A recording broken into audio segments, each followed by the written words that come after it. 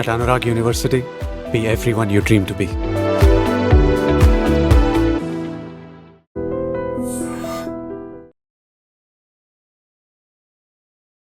నమస్కారం.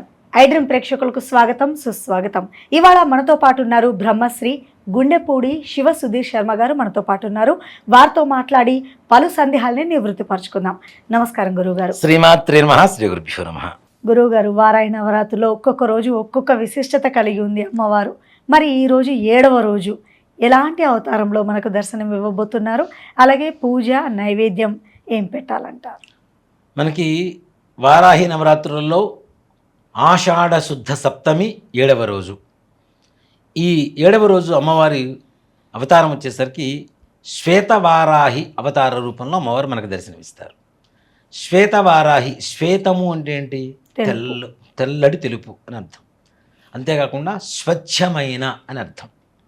ఇప్పుడు చూడండి, నల్లటి పేపర్ మీద గీత పెడితే నల్లగా ఏం కనపడదు. తెల్లటి పేపర్ మీద ఈజీగా కనిపిస్తుంది, ఏ మరకైనా కనపడుతుంది. తెలుపు మీద ఏ రంగు మరకైనా కనపడుతుంది, ఒక్క తెలుపు తప్పించి. అవునా?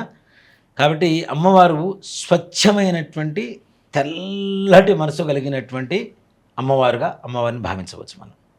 ఇక్కడ ఏ రకమైనటువంటి సమస్యను అమ్మవారు తీరుస్తుంది? ముఖ్యంగా హెల్త్ ప్రాబ్లమ్స్. మనకి మానసికమైనటువంటి రోగాలు ఉంటాయి, శారీరకమైనటువంటి రోగాలు ఉంటాయి. ఇప్పుడు ఉండేటువంటి రోగాలకి పేర్లు పెట్టడం కూడా కొత్తగా పెట్టాల్సి వస్తుంది. మొన్న కరోనా కూడా కరోనా అనేది వచ్చిన తర్వాతనే పెట్టిన పేరు కదా. అవునా? తుఫాను వచ్చిపోయిన తర్వాత తుఫాను పేరు పెడతారు చూడండి. ఆ టైపులో ఇప్పుడు వస్తున్నటువంటి రోగాలు కొత్త పేర్లు వెతుకోవాల్సినటువంటి పరిస్థితి. ఇలాంటి రోగాలకి తప్పనిసరిగా, అంటే హెల్త్ ప్రాబ్లమ్స్కి, అనారోగ్యాలకి ఈ శ్వేతవారాహి అమ్మవారు చాలా విశేషంగా పనిచేస్తుంది. ఎలా అంటే మనకి బాడీలో ముఖ్యంగా ఇప్పుడుండేటువంటి రోజుల్లో మానసికమైనటువంటి ఒత్తిడి వల్ల వచ్చేటువంటి హెల్త్ ప్రాబ్లమ్స్ ఎక్కువగా ఉంటాయి. దీంట్లో స్త్రీలు పురుషులు విభజిస్తే స్త్రీలలో గైనిక్ ప్రాబ్లమ్స్ మెయిన్, ఆడవాళ్ళకు మాత్రమే ఉండేటువంటి సమస్యలు. దానివల్ల సంతానలేమికి ఒక కారణం అవుతుంది. అలాగే ఒక చికాకు, మెంటల్ డిప్రెషన్. ఈ మెంటల్ డిప్రెషన్కి వెళ్ళినప్పుడు ఎవరైనా మనం కదిలించడం కూడా కష్టమే, ఓ మాట చెప్పాలంటే. అలాగే ఇంకొక ఆడవాళ్ళకి ఇంకోటి ఏంటంటే మెయిన్ థైరాయిడ్. ఇది కూడా చాలా తొందరగా వచ్చేస్తుంటుంది.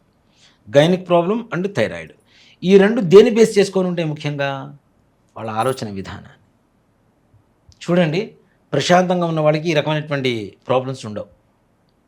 ఎక్కువగా టెన్షన్ పడకుండా ఉండేటువంటి వాళ్ళకి ఈ ప్రాబ్లమ్స్ ఉండవు. ఎక్కువ టెన్షన్ తీసుకుని డీప్ థింకింగ్ చేసి ప్రతిదాన్ని ఎక్కువగా ఆలోచించేటువంటి వాళ్ళకి ఈ రకమైనటువంటి హెల్త్ ప్రాబ్లమ్స్ తప్పనిసరిగా స్త్రీలలో ఉంటాయి. అదే పురుషుల్లో బీపీ, షుగర్ కామన్. ఈ రెండు ఉన్నటువంటి వ్యక్తులే, ఆడవాళ్ళకైతేనేమో గైనిక్ అండ్ థైరాయిడ్, జెంట్స్ అయితేనేమో బీపీ, షుగరు. అవునా? ఇవి సర్వసాధారణం అయిపోయినాయి. ఎట్లా అంటే 40 వచ్చిందా షుగర్ వచ్చిందా వస్తుంది, అంతే కామన్. ఇప్పుడు హార్ట్ అటాక్ కూడా అలాగే అయిపోయింది. Heart problems, liver problems, kidney problems, ఇవన్నీ కూడా సర్వసాధారణంగా మారిపోయినటువంటి పరిస్థితులు అయిపోతున్నాయి. ఏదో మనం జ్వరం వస్తే డోలా 650 వేసుకున్నట్టే ఉంది పరిస్థితి. వాళ్ళ రోజున ప్రతి ఇంట్లో ఒక మెడికల్ షాప్ ఉంటుంది. 4-5 బాక్సులు, పొద్దున మధ్యాహ్నం సాయంత్రం, పొద్దున మధ్యాహ్నం సాయంత్రం ఓపెన్ చేయడం, టాబ్లెట్లు వేసుకోవడం. అన్నం తినకపోయినా ముందు ఏం తినకపోయినా టాబ్లెట్లు వేసుకోవాలని బతకాల్సిందే వాళ్ళ రోజున.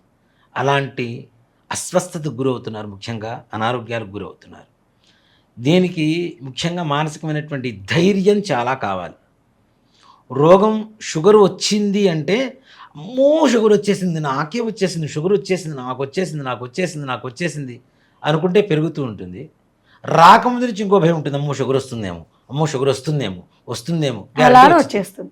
షుగర్ లేని వాళ్ళకి ఎక్కువ ఆలోచిస్తే షుగర్ వస్తుంది, వచ్చిన వాళ్ళు ఎక్కువ ఆలోచిస్తే ఇంకాస్త ఎక్కువ అవుతుంటుంది. అది ఒక్కటి చాలు అన్ని రోగాలకి పుట్టిల్లు మనిషికి. నాన్న, ఒక 6 months బేబీకి షుగర్, 21 days బేబీకి థైరాయిడ్, 8th class అమ్మాయి, మన మధ్య నా దగ్గర జాతకానికి వచ్చింది ఒక అమ్మాయి, 8th class, ఆ పాపకి 360 షుగర్ లెవెల్. ఇంకేం చెప్పండి? ఎంత ఘోరమైనటువంటి పరిస్థితి. స్ట్రెస్ వల్లే అంటారు. చిన్న అక్కడ కడుపులో ఉన్నప్పుడు తల్లులు పడుతున్నటువంటి స్ట్రెస్ కూడా పిండం మీద చూపిస్తుంది, పిల్లల మీద చూపిస్తుంది.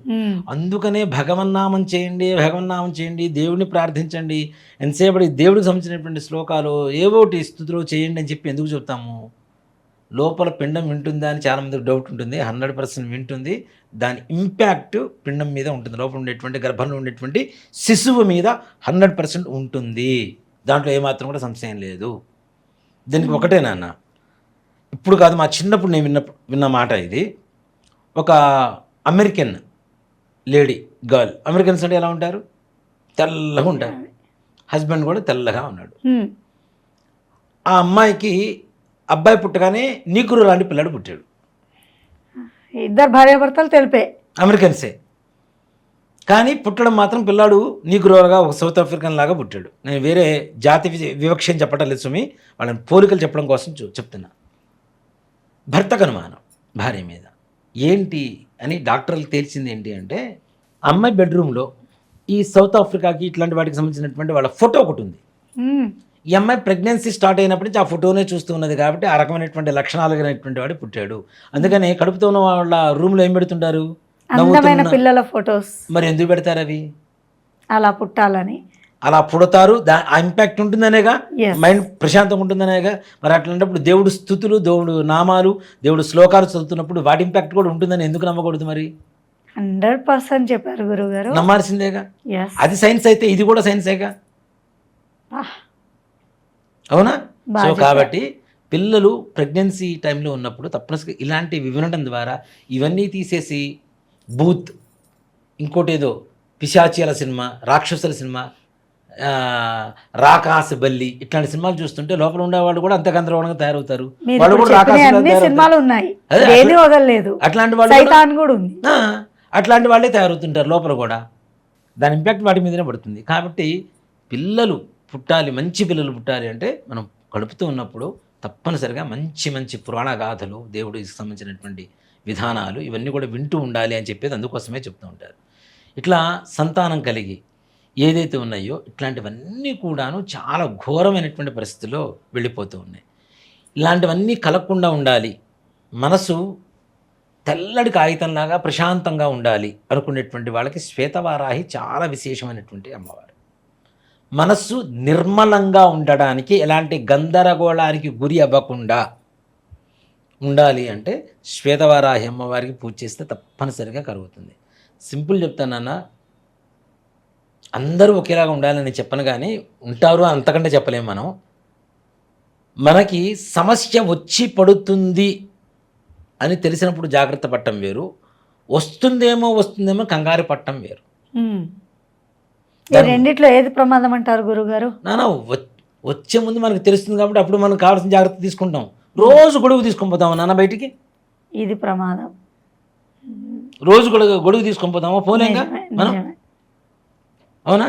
సో కాబట్టి తప్పనిసరిగా ఎవరైనా చేసేటప్పుడు ఆ ప్రమాదం గురించి అతిగా ఆలోచించడం, అతిగా ఆవేశపడటం, వీటి వల్ల కూడా ఎక్కువగా ప్రమాదం జరుగుతుంది. అలాంటి కంగారు లేకుండా నిశ్చలమైనటువంటి, నిర్మలమైనటువంటి, ప్రశాంతమైనటువంటి జీవితం గడపాలి అనుకునేటువంటి వారు శ్వేతవారాహి అమ్మవారికి తప్పనిసరిగా ఈ పూజ చేసుకోవడం చాలా మంచిది. అందులోనూ నవరాత్రులలో 7వ రోజు నైవేద్యం అమ్మవారికి కొబ్బరి అన్నం, ముఖ్యంగా కొబ్బరి అన్నం. ఈ కొబ్బరి అన్నాన్ని మనం వండుకుంటున్నాం. ఇప్పుడు చాలామందికి తెలియదేమో కానీ కొబ్బరి అన్నం తప్పనిసరిగా మా చిన్నప్పుడు కూడా దేవుడికి వండి పెట్టేవాళ్ళు మా అమ్మగారు వాళ్ళు. కొబ్బరి అన్నాన్ని నైవేద్యంగా పెట్టి అమ్మవారికి ఆరాధన చేసి అమ్మవారి మంత్రాన్ని, మూలమంత్రాన్ని ఓం ఐం గ్లౌం ఐం వారాహ్యే నమో నమః మంత్రాన్ని చదువుకుంటూ శివపంచాక్షరి మంత్రజపం చేసుకుంటూ పూజ చేసుకుంటే వారాహి, శ్వేతవారాహి అమ్మవారి అనుగ్రహంతో మన మనస్సు ఎక్కువగా కంగారు పడకుండా ప్రశాంతంగా మన పనులు కావడానికి, మన మనస్సు ప్రశాంతంగా ఉండడానికి చక్కగా దోహదపడుతుంటుంది. చాలా చక్కగా తెలియపరిచారు గురువుగారు. నిజంగా ఈ 7వ రోజు వారాహి నవరాత్రుల్లో చాలా విశిష్టత అని చెప్పుకోవాలి. ఎందుకంటే భవిష్యత్తు నిర్ణయించేది చిన్న పిల్లలే కాబట్టి ఆ పిల్లలు మంచిగా పుట్టాడు ఎంతైనా ఇంపార్టెంట్ తల్లిదండ్రులకి. వాళ్ళ కళ నెరవేరాలంటే మరి ఈరోజు తప్పనిసరిగా ఈ పూజను ఆచరిస్తే వాళ్ళు కోరుకునే లక్షణాలతో చక్కని సంతానం కలగడం ఖాయంగా కనిపిస్తోంది. చక్కని సందేశం విన్నారు కదా. మరి వారాహి నవరాత్రుల్లో ఈరోజు ఈ పూజ నిష్టగా ఆచరించి అలాగే మీకేదైనా సందేహం ఉంటే కూడా కింద కామెంట్ రూపంలో తెలియపరచండి. నెక్స్ట్ ఎపిసోడ్లో నేను ఖచ్చితంగా గురువుగారిని అడుగుతాను. ధన్యవాదాలు గురువుగారు. శ్రీమాత్రే నమః. శ్రీ గురుభ్యో నమః. And for more videos, Please subscribe to iDream. Please subscribe to iDream. Please subscribe iDream. And please subscribe to iDream. For more videos, subscribe to iDream. please like, share and subscribe to the channel. Congratulations, iDream. subscribe to iDream. Subscribe to iDream. So subscribe to iDream Media. iDream ki iDream team andarki huge congratulations. Please subscribe iDream Media. Please subscribe to iDream. Subscribe iDream. Please subscribe to iDream.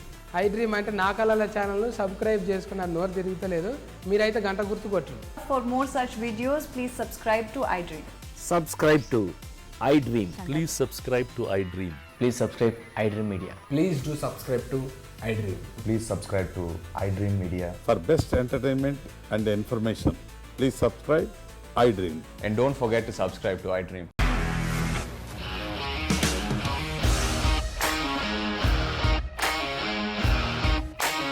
ఇండస్ట్రీలో commitment issues వస్తే నీకు కూడా వచ్చినట్టు morning తీసుకెళ్ళారంటే కొట్టి పడేస్తారు.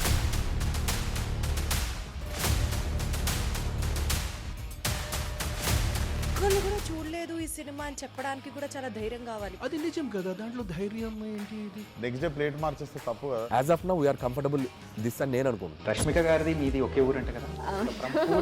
నీకు కోపం వచ్చిందంటే బాగా తిట్టేత్తరా? తిట్టేద్దామండి. నిజంగా గేమ్ ని ఎలా చేంజ్ చేయగలిగారు? ఏపీఎస్ఎఫ్సి వాళ్ళకి 6 నెలల్లో నేను 6 లక్షలు కట్టా. బిజినెస్ చేయాలనుకుంటే it is as difficult as riding a tiger.